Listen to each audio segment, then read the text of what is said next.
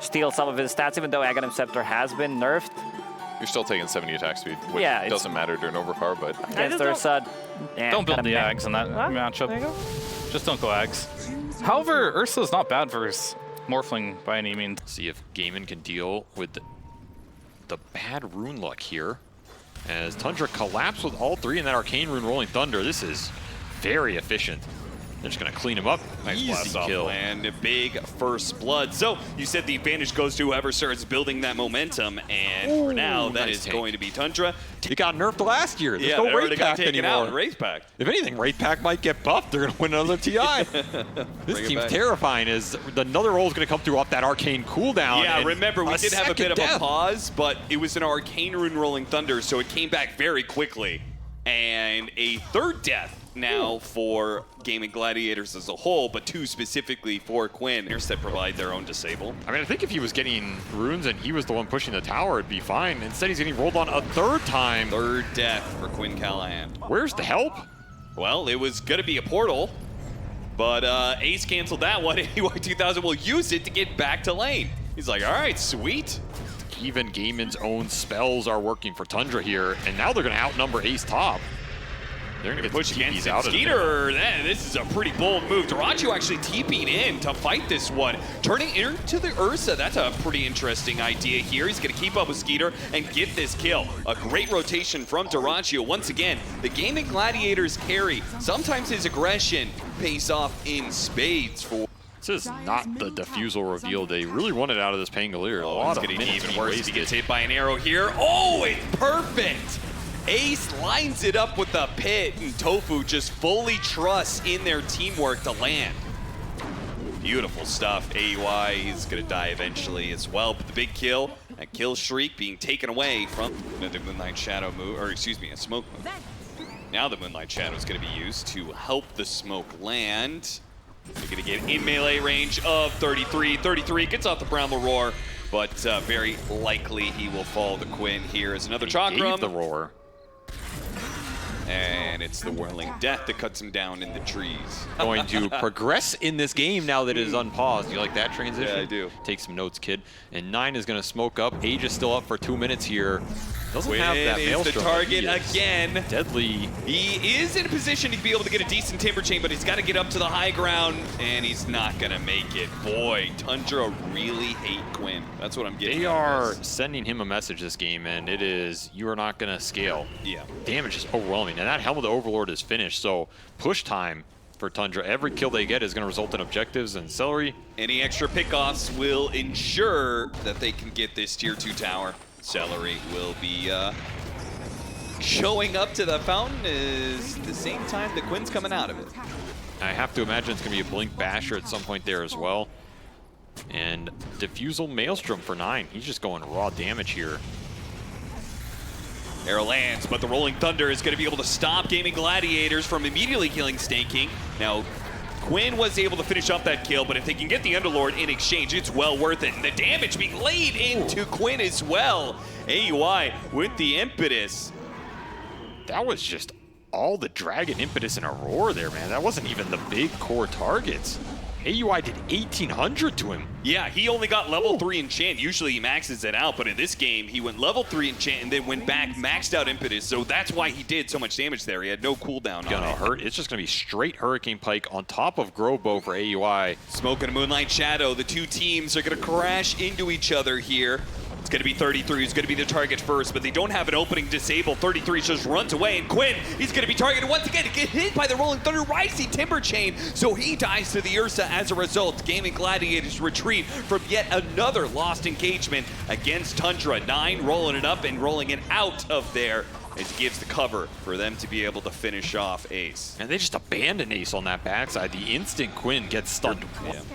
It's a very, very tricky hero to play against in some of these fights when you don't have clear initiation, because that's normally the way you deal with him. You go in with a Hex or something here. He's just running at you. What is the answer? Enraged to be able to get rid of the Rod of Atos, because once they have a kill, I think Gaimin Gladiators don't really have a chance.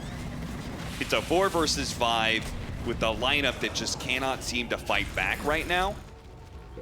They have double 4-staff, so in theory, they should be able to bail these cores out when the jump comes. tOfu, he was sitting on the low ground there, didn't expect that Tundra had vision of him. Now, somehow he managed to live, and Skiter pretty far forward here. Now, he doesn't have the enrage, but he does have the BKB, so there's really not too much to fear for him. Gladiators side, where look at the mines on the hill. Yeah. If they go up to this high ground, if they try and catch, oh, they go for the telekinesis arrow, but they're going to be jumping in all those mines. Quinn, you got to get out of there. A dangerous proposition.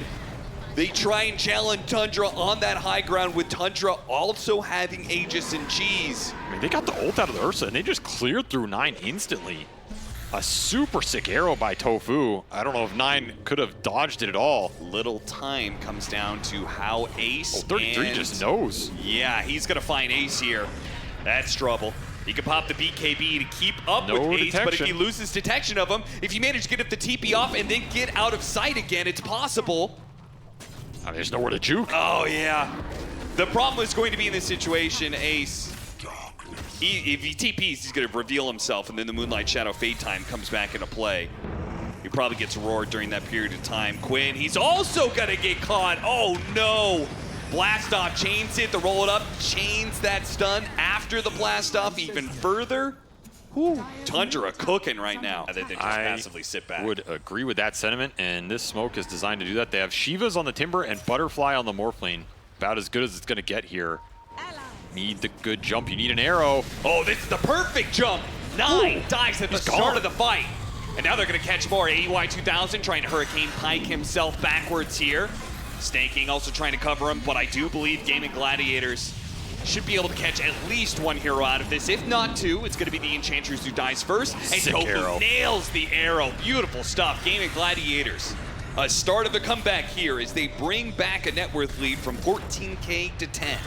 If the fight starts with Skiter going in, you rather have the Aegis on the Ursa. If the fight starts with Gaimin going on you, then you rather have that Aegis on the Pango. It is going to start on Skiter.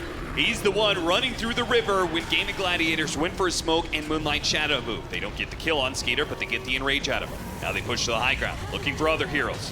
Here comes that Rolling Thunder. 9 gonna have to drive around the corner here. Who they bumps want. into the Underlord. Get the chain stuns out, and the Ursa can deliver the damage. They get the 4-staff away. Nullifier, Yule Scepter, all being used on this Ursa to stall his impact. Ace is still limping away. They want this kill so badly. 9's gonna chase for it, and really there's nowhere to hide to for Ace. He'll be found eventually, and the blast off claims tOfu's life, stopping the TP. 3 kills for Tundra. Keep their Aegis and Cheese up. They're ready to hit the high ground. Real fast, and you can't dodge them anymore. Oh dear, oh dear. The single target burst is just gonna chomp you. I think pretty much the only thing Tundra are missing at this point is like Hex or Nullifier territory. Oh, they are desperate for any pickoff right here. Gaimin Gladiators do find it. Sneyking falls as he was probably trying to go for the Wisdom Rune here that spawned at 35 minutes. I wonder how much Tundra are gonna feel they don't need him here, though. Well, they should respect Gaimin Gladiators because they do have Stolen Primal Roar onto the Rubik as well. tOfu didn't respect the space, though.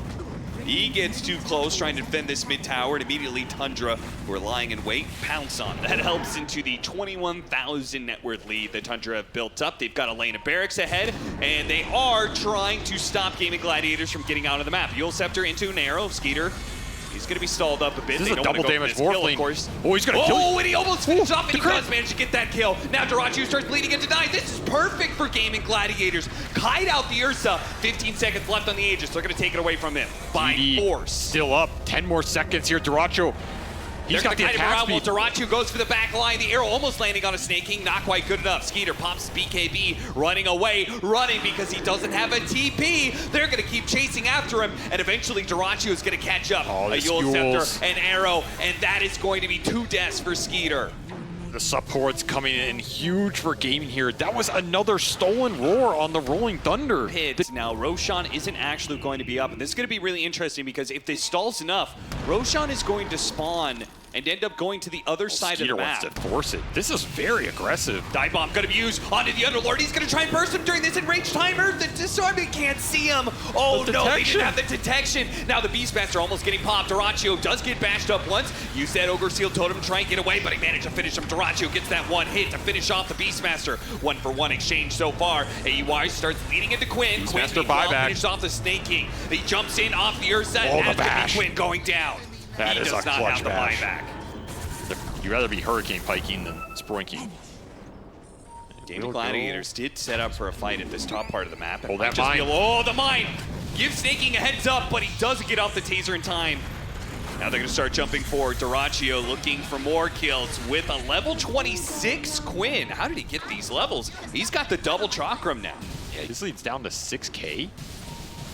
Yeah, if it wasn't for all those, the 2 free Aghanim Scepters they've gotten and the Tormentors that they've gotten, this would actually be a game in favor of Gaimin Gladiators here. Once more, where's your detection on this core jump? They are going to be able to get throw off away the the side, mango. into the rod, into the arrow. These jumps are not working out for Tundra. Not working out at all, as they just can't sync up the vision with the go. That one was just ballsy in a 2-on-5. A large reason why they were able to make the comeback, but it wasn't enough for the series. Now, in an elimination series, they asked dyrachyo to step up again. I mean, he popped the DD, it's running out, you gotta go. Again. Oh, there goes the Enchantress, but they got the sight onto the board flick, but he got tossed up to the high ground. He's okay for now, turns into the Ursa, he's ready to jump back in with a waveform. He's just biding his time. Letting the damage go into the Lord. He spots the opportunity, blows up Sneyking. Now he's off BKB, leads into 33. That's 3 heroes down, but that is the Aegis hero. Turns back into the Ursa, starts laying into the Pango, finishes him off as he waveforms away. Crazy performance here from dyrachyo so far, but he's not dead yet. He's gonna fight up against Skeeter, but he can't win that fight. He's alive! Waveform through. He managed to get a bash. Somebody kill this Skeeter's gonna morphling. die. Now he's morphing into strength. Is dyrachyo gonna stay alive through it all? He waveforms after 33. He's not done yet. He wants more. Once again, turning into the Ursa to pump up his attack speed while it lets his team deal with 9. 33. Possible. He 33. wants the god, but he will be denied. Take him on, but dyrachyo will not say die. He will stay alive through this fight. He will hold this game for Gaimin Gladiators. Double And buyback. Yielded nothing as this Morphling is impenetrable right now. That is the sigh of, guys, what the hell do we do to this machine right now? You need a couple more hexes. You need a couple more MKBs. You need a couple more prayers. As dyrachyo wants to close out this game 1, the 17K Oh, Seleri gold thought he lead. could use the Rolling Thunder Now against there's- them, but there's too much pure damage, too much physical damage from Skeeter. He's just in again, so deep. So deep, it's hard to pass, believe, the and roll. he's gonna pay the price for it this time. He delved too deep. The aggression eventually seals his fate. He dove too greedily, and now they're gonna have to play this fight without him and try and get out. Telekinesis down to the low ground. Quinn has an opportunity perhaps to get away with the Timber Chain. The shot's raining in. We'll finish off tOfu. A blink for blink will get tOfu and Quinn out. I believe they're both away. Tundra will hold. A perfect game. It almost was, but even a god can bleed, apparently. Nice pickup, Quinn, seeing an opportunity. Can they get the stun? Is not going to make it out, though. The TP just shy of making it, and now he's going to pay the price as well. Hex out between Ace and Quinn, so if they find the pig on the bear, Skeeter, who jumps Skeeter, first? He breaks the smoke. Moonlight Channel's going to go out. They're going to jump forward and immediately blow up the Enchantress. He's dead once again. The BKB was used early here from dyrachyo. Turns into the Ursa once again, starts laying the damage into 9, but shield crash, 80% damage reduction, but that's not going to be protected for long. Yule Scepter hits him, dispels that one, hits him with the nullifier. He is trying to get away with the swat. dyrachyo, he jumped in, but the response from Skeeter, but an E-play bails him out.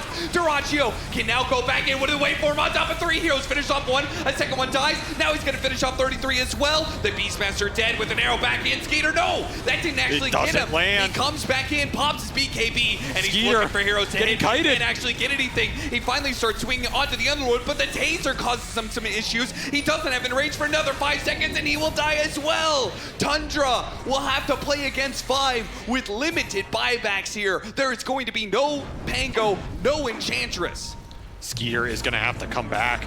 He has ult, he has no BKB right now. You have one jump in this roar and this hex. Are Gaming gonna respect this? No, they're gonna gate to heal and come back. Triple arrow also already out. Can potentially give up Megas to win the fight. The thing is, Gaming still have buybacks on pretty much everybody, and you don't hear for Tundra.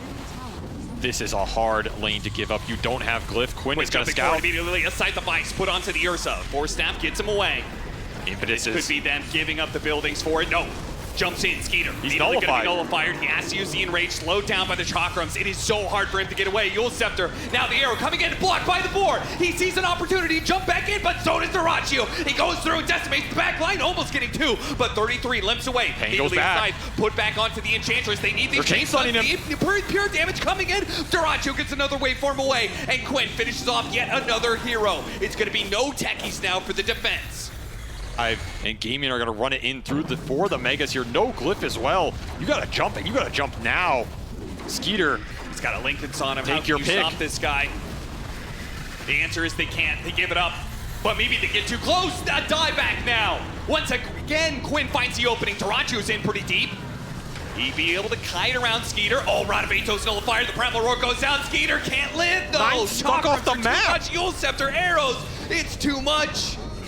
9, where is he? It doesn't matter. Game 1 is over. 9 Gaimin rolled Gladiators. straight into the abyss, man. He ended up off the map and stuck. What a way to end the game for him when it started so well. And yeah, those tips going straight into dyrachyo, because there is absolutely no way Gaimin are winning this game without that insane Morphling performance.